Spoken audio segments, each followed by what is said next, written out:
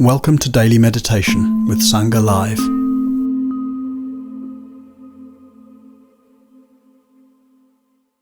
We've been sort of reflecting in different ways. I think the theme I gave for this week was fullness and emptiness, which is kind of large. It's a large palette, sort of includes everything.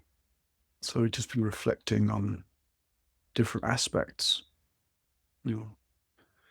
And you might think to yourself this morning, what's the fullness of your practice?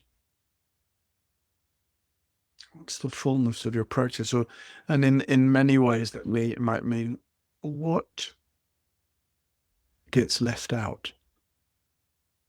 First of all, what gets left out consciously? What is it that seems, that's not, there's my practice and then there's my life. And what is it about those things that make them seem like they're left out? What is it in the view that seems like some things get left out? Because what do we mean by practice? What's practice? In the tradition, practice is described in different ways, right?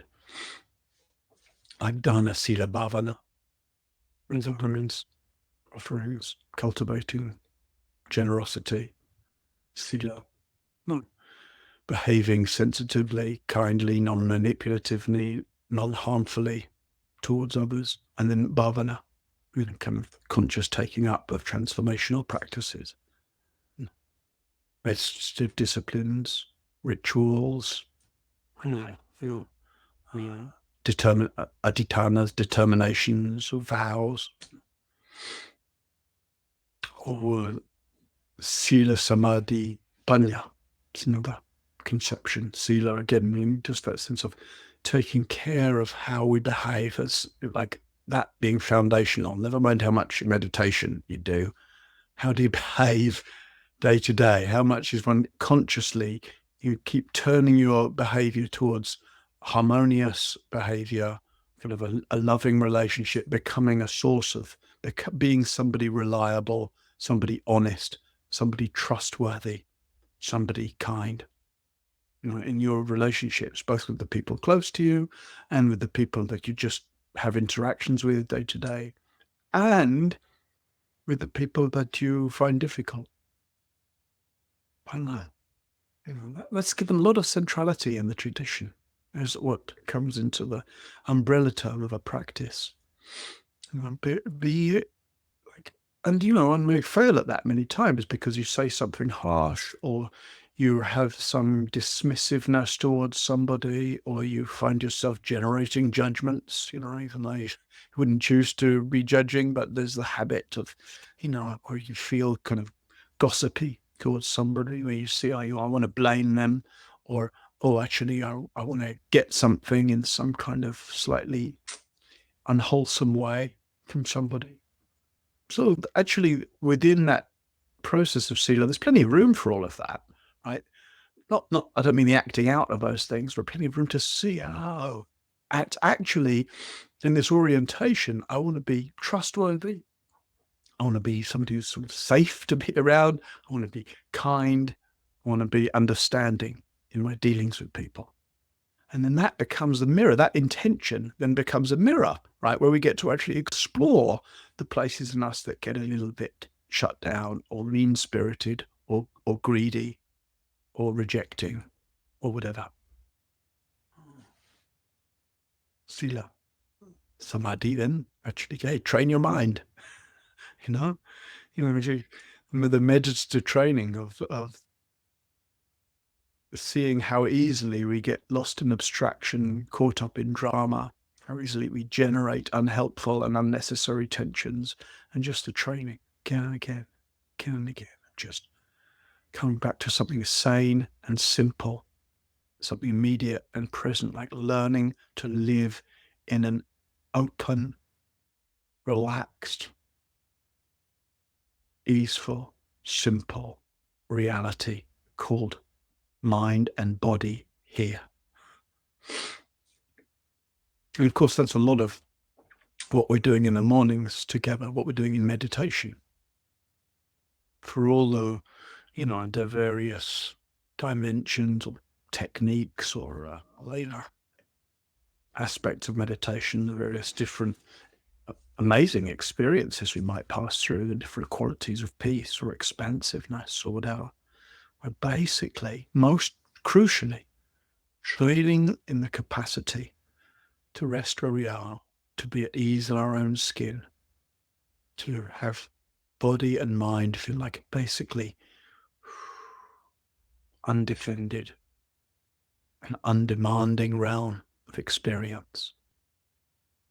Learning, simple, it sounds very simple. We're learning to be at home with ourselves so we can just sit here without any conflict.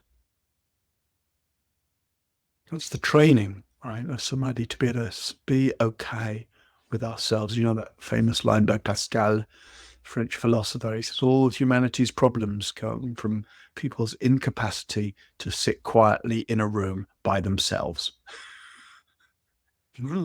So, and it's true. So much of our dramas and complexities and conflicts come from our sort of inner agitation and need a sort of compulsion to do unnecessary, messy, overly complicated stuff. So that's the samadhi aspect, right? Learning to be okay with ourselves, or another way we could frame that is learning that it is okay to be with ourselves. There's a slight difference in those, right? Learning to be okay with ourselves, that's fine. That's a path of practice, right? But in it, there's also the assumption that at the moment it's not okay. And so I'm learning to be okay. And when I've, managed this and managed that, then eventually it'll be okay to sit with ourselves. That's it's fine because it can feel like that. Oh, it's not okay to sit with myself. Why is it not okay? Well, because I've got a noisy mind. Oh, because body's uncomfortable. Because I feel restless. Because I get dull. Because I get uncomfortable. Oh, okay. So those can seem in the moment like reasons it's difficult to just be here gently, consciously, openly, undefendedly. And then we're learning to be skillful with all those seeming obstacles, all those seemingly difficult or intractable or unpleasant states, all that strange mind activity that we keep giving ourselves to. So we learn that it's okay.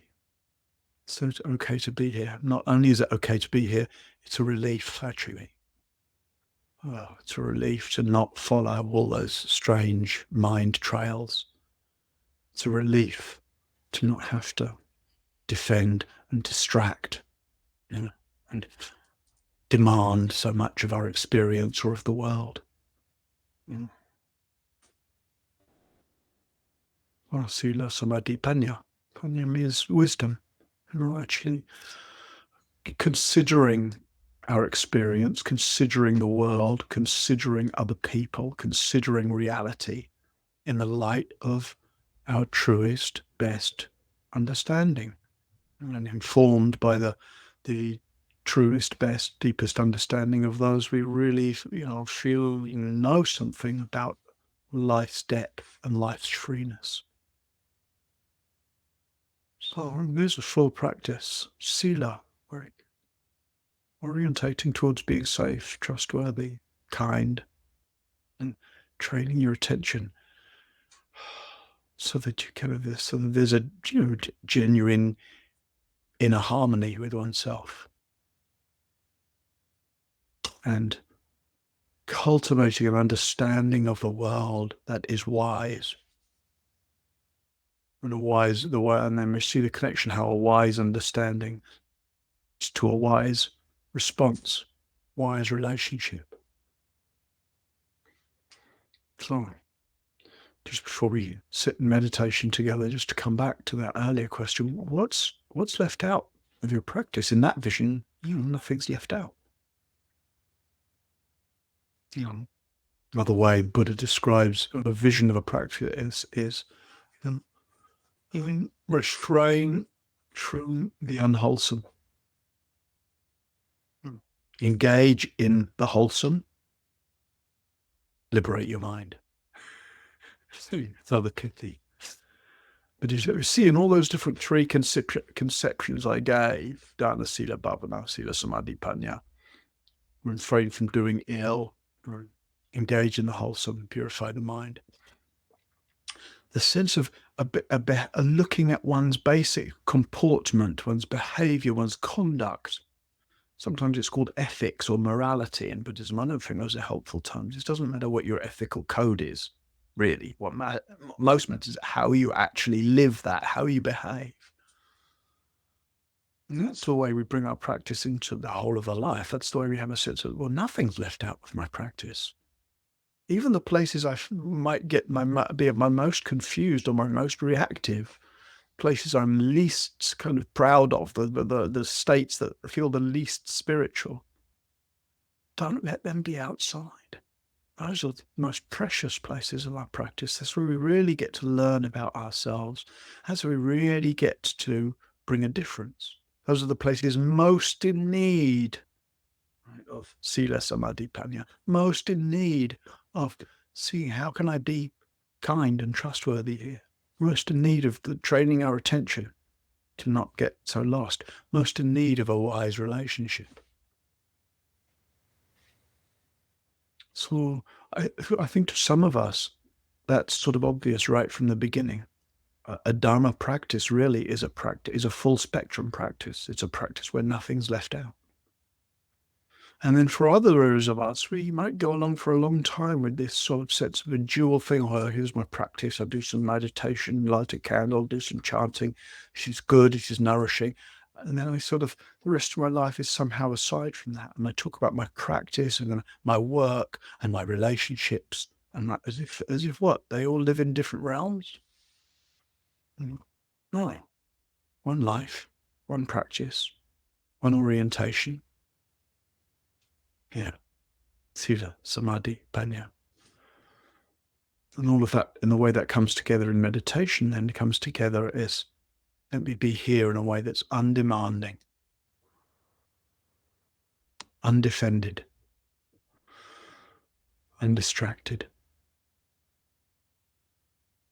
And this is our practice. So please take your seat for meditation.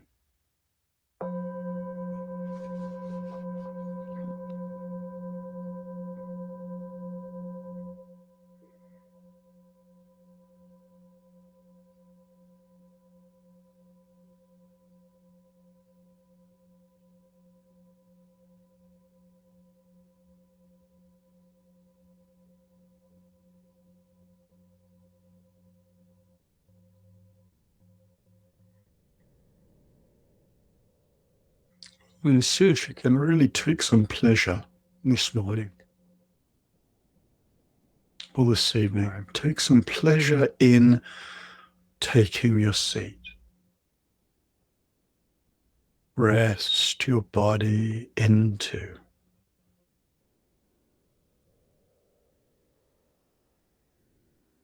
come in meditation posture.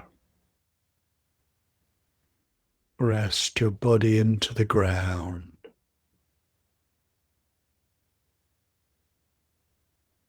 Let your legs be heavy.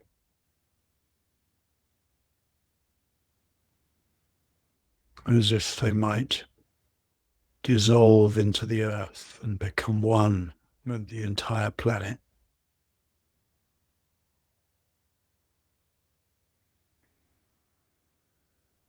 Rest into the verticality, the uprightness, the dignity that's there in the length of your spine.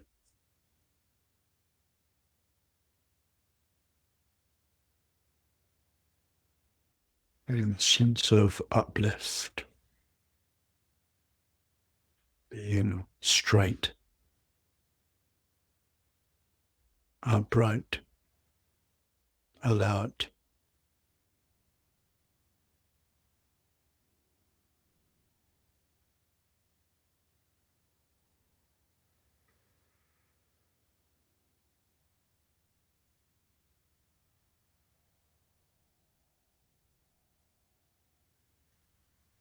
Rest into a quality of openness. You roll your shoulders back a little, maybe, and feel that openness in your chest.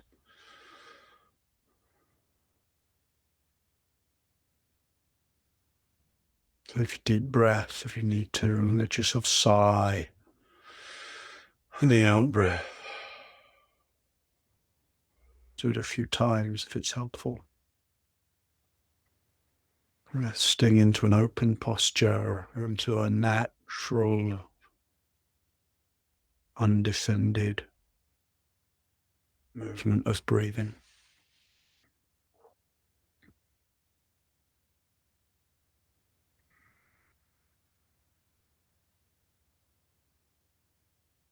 You rest into a quality of ease, soft eyes, relaxed jaw.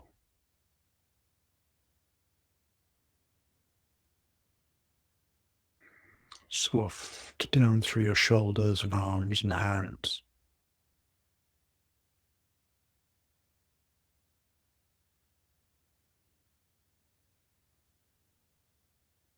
Soft belly.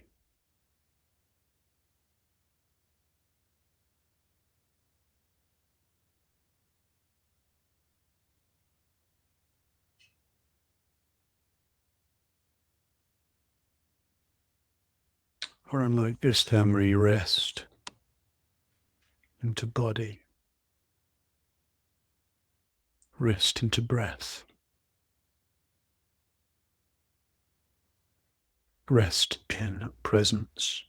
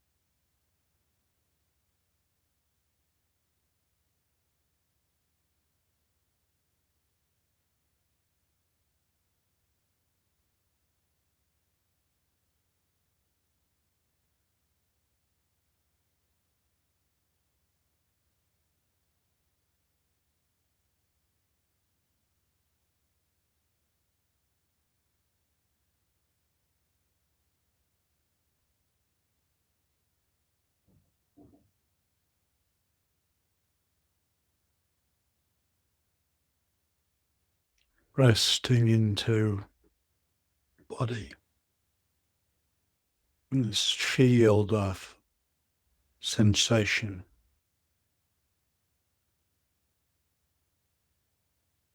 the energetic currents of bodily life, the fizzing of the cells,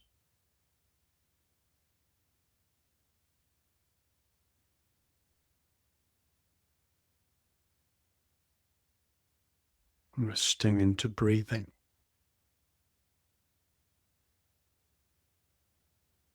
getting a felt sense of expansion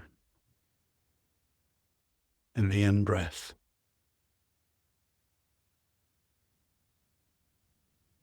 the natural relaxation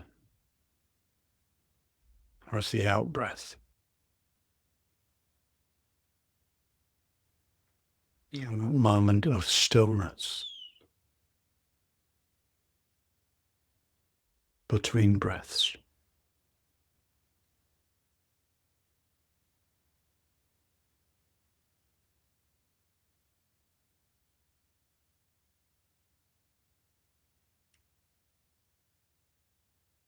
Resting into awareness.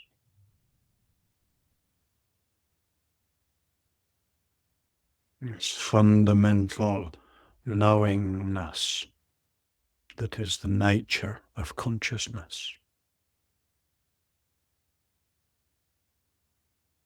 Its fundamental intimacy with experience.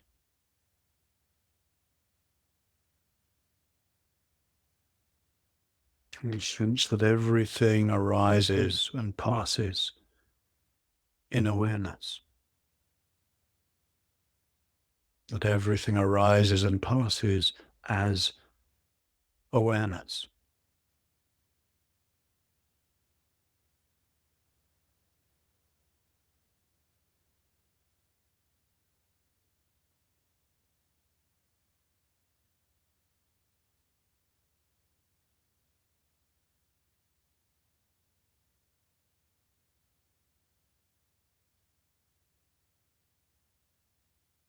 Resting into presence.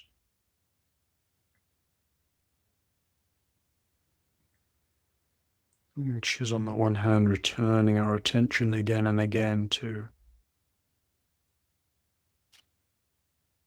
me here, awake in the mere immediacy of things.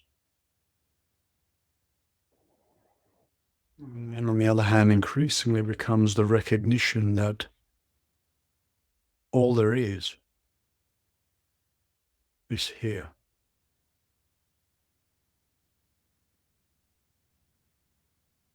That the totality of life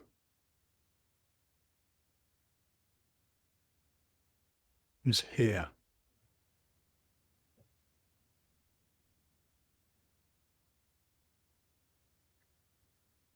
And everything we've ever known and could know and do know, everything and all the realms and all the universes and all of experience, everything shows up always and only and completely here.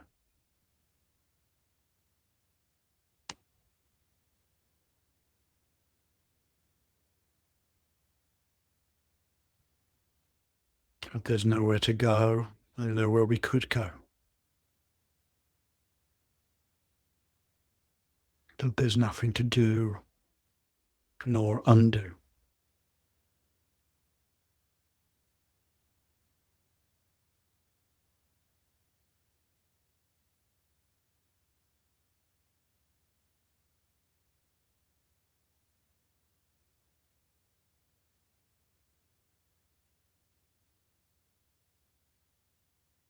Resting into life.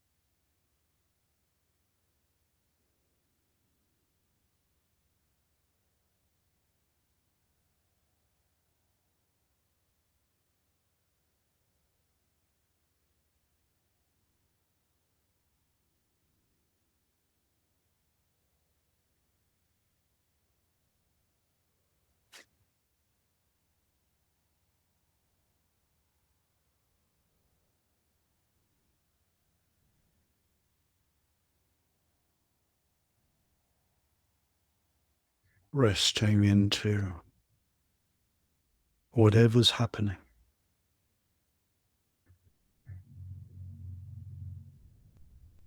letting it all pass by fluidly,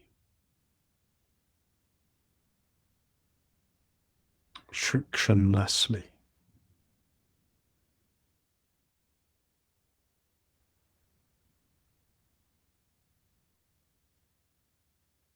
Resting into a presence that is undemanding, undefended,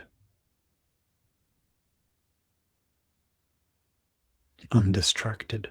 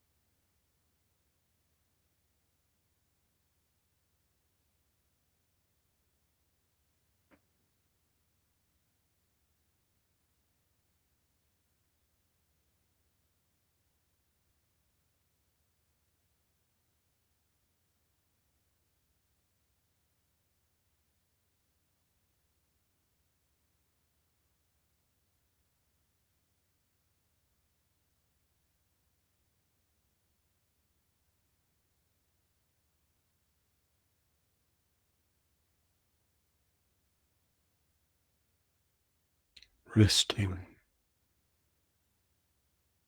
in the midst of this breath,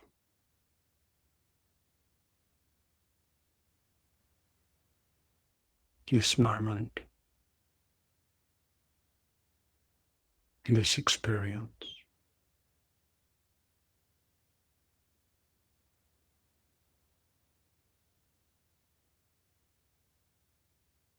Nothing to reach for, nothing to resist, nothing to retain.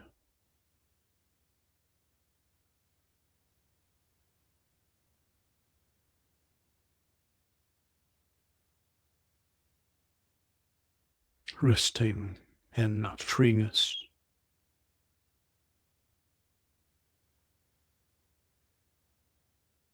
freely unfolding experience,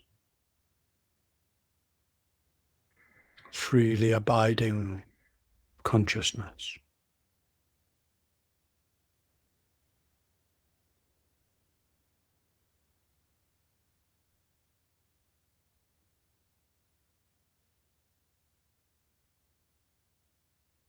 Just like this.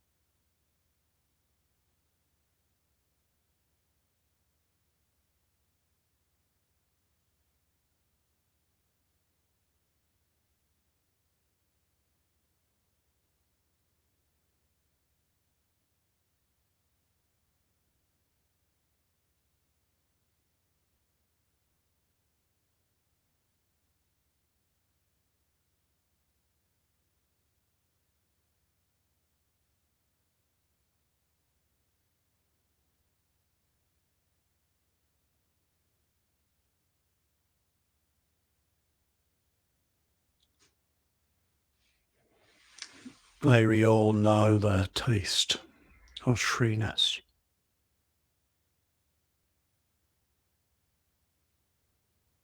May we all have a sense of a translational practice where nothing's left out. And we all orientate to being trustworthy, loving, clear, and wise, for the benefit of ourselves and each other and all those we love and all those we have contact with, and of all beings everywhere, the war of life.